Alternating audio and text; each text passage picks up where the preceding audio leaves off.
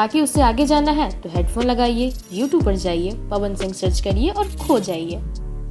लेकिन अब बात ये आती है कि फिर भी पवन सिंह पर सवाल क्यों उठते हैं, क्यों लोग उन्हें भाई वह के साथ साथ भला बुरा भी कहते हैं। तो भाई साहब ऐसा है, आपकी आवाज़ कितनी भी अच्छी हो, लेकिन आप जब गंदे लोगों के साथ कंपटीशन करने लगेंगे तो फिर ऑडियंस आपको भर भर के भजन परोसेगी ही।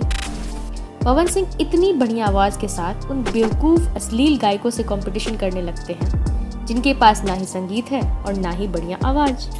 अब इनको कौन समझाए कि भैया आपकी आवाज़ इतनी सुंदर है कि आप सिर्फ अच्छा गाकर भी भोजपुरी के सुपरस्टार बने रह सकते हैं।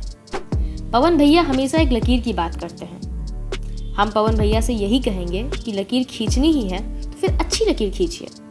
बाकी आप जब मन से आलाप लेते हैं तो कईयों का कलेजा पिघलकर पानी हो जाता है। गाते रहिए लेकिन बढ़िया गाइए, बढ़िया लकीर